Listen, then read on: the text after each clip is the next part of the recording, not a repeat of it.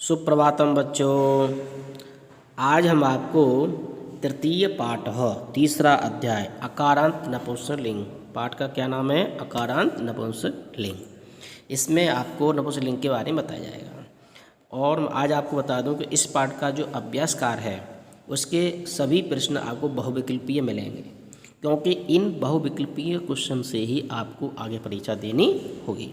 इसलिए आप इनको अच्छी तरह से समझ लें। जैसे पहला प्रश्न है किम पतति। क्या है? किम पतति यानी कि क्या गिरता है? कदलीदलम, आम्रम या शिवम। यानी कि कदलीदलम माने होता है केला, आम्रम माने होता है आम और शिवम माने होता है सेब। तो इसमें से क्या गिरता है? तो आप कहेंगे आम्रम पतति, आम गिरता है। राइट हो गया। इसी प्रकार से आपको सारे आंसर लगाने होंगे। अब दूसरा प्रश्न है मयूरौ किम कुरुतः।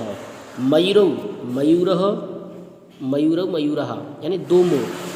मयूरौ माने क्या होता है? दो मोर। ये ध्यान देने की बात है। यहाँ पर द्विवचन चल रहा है। किम माने क्या?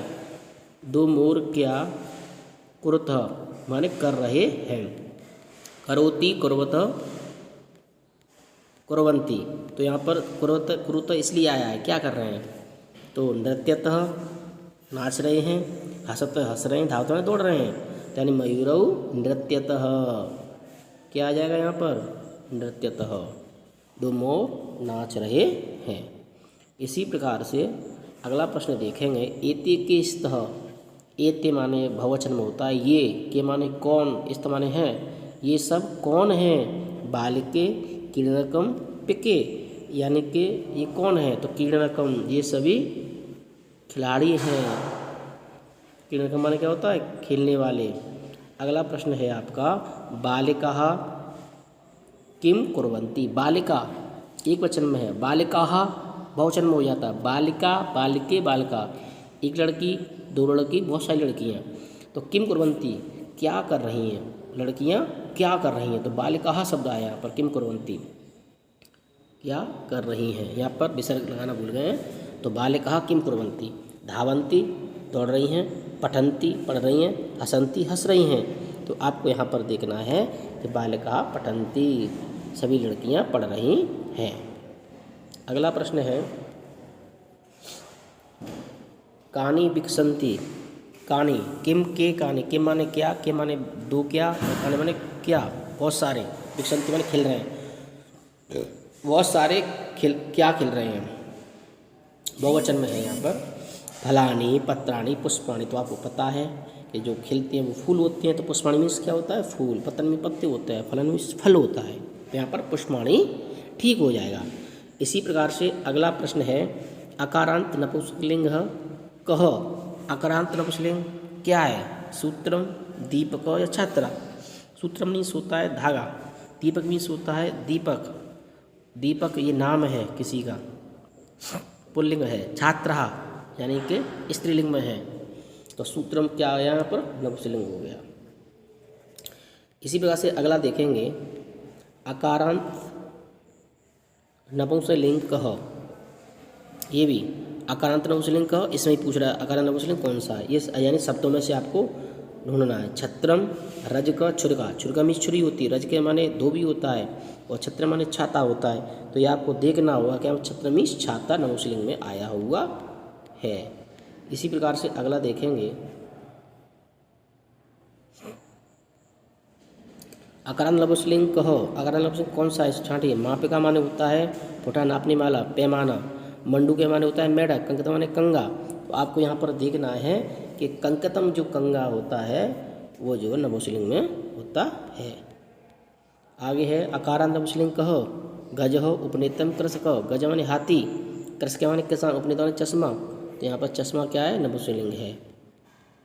आगे देखेंगे अकारांत नपुंसकलिंग कह। सुखा, तोता, पड़म, पत्ता, नकुल, नकुल, नेवला। तो पड़म माने पत्ता जो होता है वो क्या होता है? नपुंसकलिंग में होता है। ये देखना। अत्र पदस्य अर्थम कह। अत्र जो पद है इसका क्या अर्थ है? अत्र माने यहाँ, वहाँ, कहाँ। तो अत्र माने होता है यहाँ, और तत्र माने होता है वहाँ, कुत्र माने होता है कहाँ। इसलिए राइट है।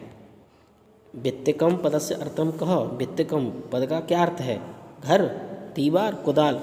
घर को तो घर हम कहते हैं, व्यत्यकम माने दीवार होती है, कुदाल माने कुल्हाड़ी होती है। तो यहाँ पर क्या हो गया? दीवार।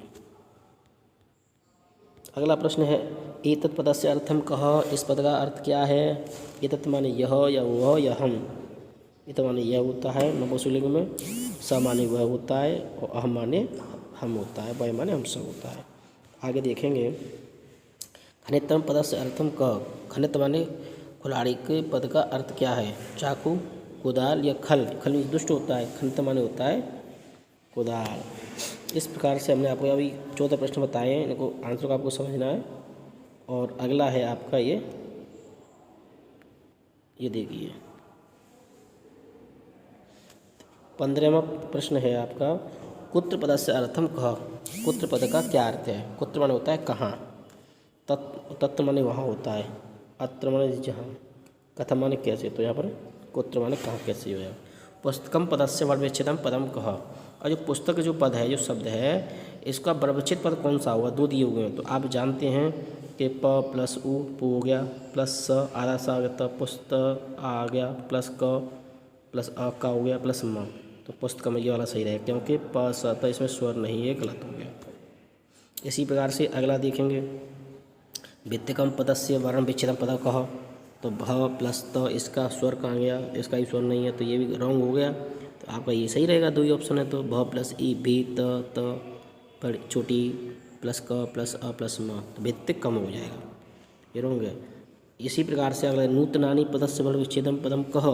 नूतनानि पद का विच्छेद क्या होगा, ये आपको देखना है। तो ये कैसे देखेंगे आप कि न प्लस उ दिया हुआ है, त प्लस अ प्लस न प्लस ई, नूतनानि, और इसमें नहीं दिया हुआ, तो ये राइट हो गया। अगला है ये देखेंगे आप, अब इसमें प प्लस अ प्लस र प्लस ण प्लस अ प्लस म पढ़ संयोजन पदम। अब इसको संयोजन करना है। तो प के बाद आय, तो प हो गया, र है, इसके बाद स्वर नहीं है तो र ऊपर चला आया, र पर्णम शब्द हो जाएगा पर्णम। इसी प्रकार से 20वां क्वेश्चन देखेंगे ख प्लस अ, तो खा हो गया, न प्लस ई तो नी हो, खा नी हो गया, त प्लस रा है, स्वर नहीं है, त्र हो गया, आ पीछे ये प्लस म, खनित्रम। तो खनित्रम देख लीजिए कौन सा है। इसी प्रकार से ये वाला आप देखेंगे प प्लस सु तो पो हो गया, प्लस र प्लस आ तो पुरा, अड़ा पे आ तो पुराड़ा, ना पे नी पुराना न नी, तो पुराना नहीं, ये सही बनेगा। इस प्रकार से हमने आपको तृतीय ये पाठ के जो है सारे प्रश्न बबली बताए, इसको ध्यान से पढ़ लेंगे, समझ लेंगे। धन्यवाद।